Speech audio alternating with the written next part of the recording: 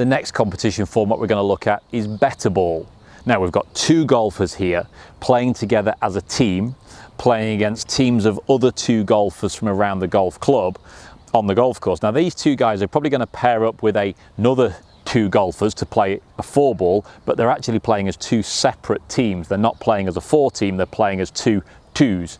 These two guys are trying to beat these two guys and also everybody else on the golf course. They're trying to get the best score on the card, but each hole, you only put one score on the card.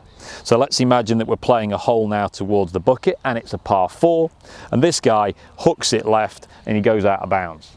This guy then is thinking, oh, a bit of responsibility on my shoulders here is that I've got to try and get the score. So he goes 1 down the middle, 2 up to the edge of the green, 3, 4, and he makes a 4.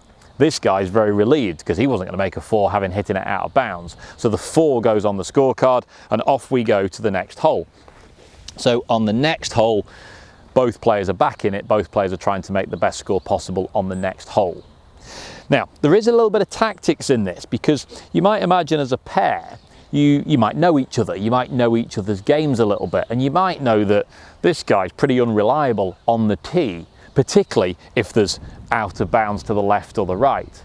Now, if I'm the pink golf ball here, and I know this guy's a bit unreliable, I'm making him go first. I'm saying, come on, you hit a good one first. And if he hits a good one down the middle, brilliant, that's unusual, he's hit a good one.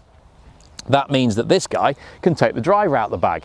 He's going to take the driver out the bag and try and hit it further down the middle towards the green.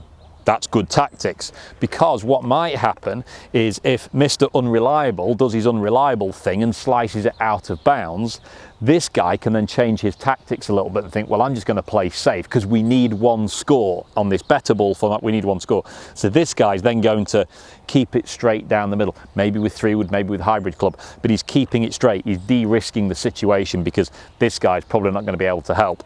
And likewise, when we get to the green and we're doing our putting, you might consider that the green golf ball here, he's in the hole for 5.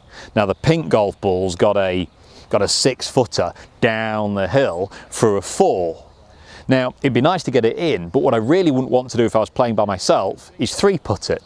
So I might go a bit tentative and tap it close to the side of the hole, tap it in, make my 5, fine. But if the green golf ball's already got a 5, I don't need another 5 because we've already got a 5 on the scorecard, because we only have to put one score on. So this guy might actually take a bit more of a risky approach with the putt and think, well, I've got a 5, so I'll try and get a 4. If I make a 4, brilliant, 4 goes on the card. If it goes 8 foot past, no problem, pick it up, move to the next, because we've already got one score. So consider the tactics behind the better ball format. There's no point necessarily having 2 matching scores. We'd rather have a better one and a higher one rather than 2 that are always the same, because we only need to get 1 on the scorecard. Better ball format is lovely to play. You get less pressure. It doesn't feel as anxious, because if I hit a bad shot, hopefully my mate's got my back. Try and play with a good friend, and then you can get a bit of banter going around the golf course as you try and improve your better ball score.